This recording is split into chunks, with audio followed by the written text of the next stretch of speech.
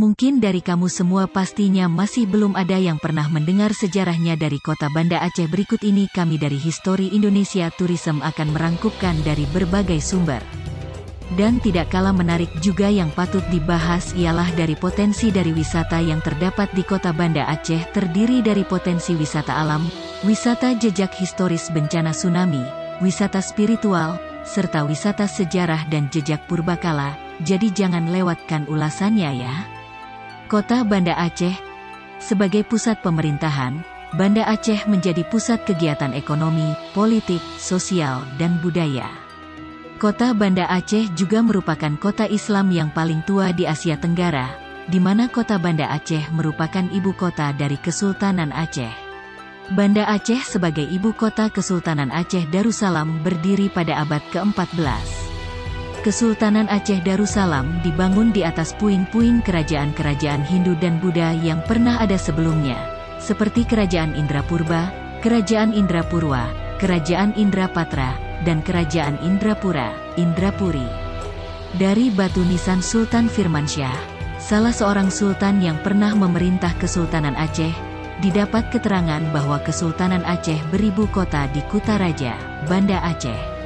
Kemunculan Kesultanan Aceh Darussalam yang beribu kota di Banda Aceh tidak lepas dari eksistensi kerajaan Islam Lamuri.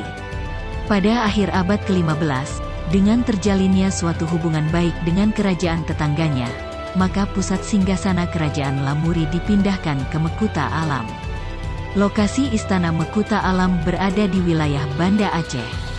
Sultan Ali Mugayat Shah memerintah Kesultanan Aceh Darussalam yang beribu kota di Banda Aceh hanya selama 10 tahun.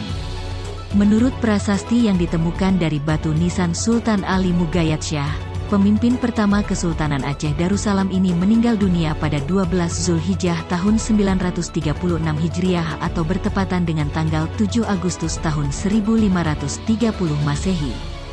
Kendati masa pemerintahan Sultan Mugayat Shah relatif singkat, namun ia berhasil membangun Banda Aceh sebagai pusat peradaban Islam di Asia Tenggara.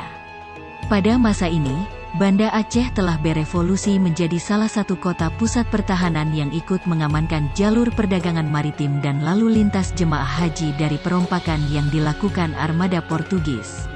Pada masa Sultan Iskandar Muda, Banda Aceh tumbuh kembali sebagai pusat perdagangan maritim, khususnya untuk komoditas lada yang saat itu sangat tinggi permintaannya dari Eropa.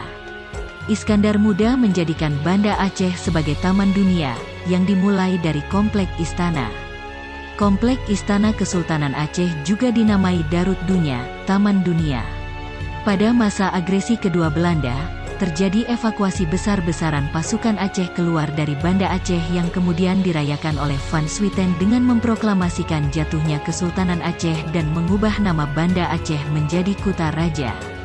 Setelah masuk dalam pangkuan pemerintah Republik Indonesia baru sejak tanggal 28 Desember tahun 1962, nama kota ini kembali diganti menjadi Banda Aceh berdasarkan keputusan Menteri Pemerintahan Umum dan Otonomi Daerah bertanggal 9 Mei tahun 1963. Berikut ini beberapa tempat wisata paling populer menurut ringkasan History Indonesia Tourism. Komplek Taman Gairah, Taman Kerajaan Aceh Darussalam yang didirikan oleh Sultan Iskandar Muda, tahun 1607 sampai tahun 1636, untuk permaisurinya Putro Pang yang berasal dari Kerajaan Pahang. Nama asli taman ini adalah Taman Gairah sebagaimana disebutkan di dalam kitab Bustanus Salatin. Taman ini dibangun karena Sultan sangat mencintai Putri Pahang dan agar sang permaisuri tidak kesepian bila ditinggal Sultan menjalankan pemerintahan. Pembangunan taman dikisahkan merupakan permintaan dari Putro Pang, putri raja yang dibawa ke Aceh oleh Sultan Iskandar Muda setelah Kerajaan Pahang ditaklukkan. Di dalam taman ini terdapat Pintu Hop, yaitu gerbang kecil berbentuk kubah yang merupakan pintu yang menghubungkan taman dengan istana. Pintu Hop ini merupakan tempat beristirahat Putri Pang. Setelah lelah berenang, letaknya tidak jauh dari gunungan. Di sanalah dayang-dayang membasuh rambut sang permaisuri. Di sana juga terdapat kolam untuk sang permaisuri keramas dan mandi bunga. Museum Tsunami di Banda Aceh yang dirancang oleh arsitek asal Bandung, Jawa Barat, Ridwan Kamil ini merupakan desain yang memenangkan sayembara tingkat internasional yang diselenggarakan pada 2007 dalam rangka memperingati musibah tsunami 2004. Bangunan tersebut berkonsep Rumah Aceh dan On Escape Hill dan sebagai referensi utamanya adalah nilai-nilai Islam, budaya lokal, dan abstraksi tsunami. Museum ini merupakan sebuah struktur 4 lantai dengan luas 2.500 meter persegi yang dinding lengkungnya ditutupi relief geometris. Di dalamnya, pengunjung masuk melalui lorong sempit dan gelap di antara dua dinding air yang tinggi untuk menciptakan kembali suasana dan kepanikan saat tsunami. Dinding museum dihiasi gambar orang-orang menari saman, sebuah makna simbolis terhadap kekuatan, disiplin, dan kepercayaan religius suku Aceh. Lantai dasarnya dirancang mirip rumah panggung tradisional Aceh yang selamat dari terjangan tsunami. Bagian rooftop bangunan Museum Tsunami Aceh pun dirancang sebagai escape roof, yakni area evakuasi jika terjadi bencana banjir atau tsunami di kemudian hari. Bangunan ini memperingati para korban, yang namanya dicantumkan di dinding salah satu ruang terdalam museum, dan warga masyarakat yang selamat dari bencana ini. Selain perannya sebagai tugu peringatan bagi korban tewas, museum ini juga berguna sebagai tempat perlindungan dari bencana semacam ini pada masa depan, termasuk bukit pengungsian bagi pengunjung jika tsunami terjadi lagi. Pantai Alue Naga merupakan pantai yang menjadi tempat bertemunya air sungai dan air laut. Sungai yang bermuara di pantai ini adalah Sungai Lamnyong. Nama Alue Naga sendiri konon dikarenakan muara sungainya yang berbentuk berkelok-kelok seperti tubuh naga. Tak hanya beberapa keunikan di atas, pantai ini juga dikenal masyarakat setempat memiliki panorama menawan yang aduhai.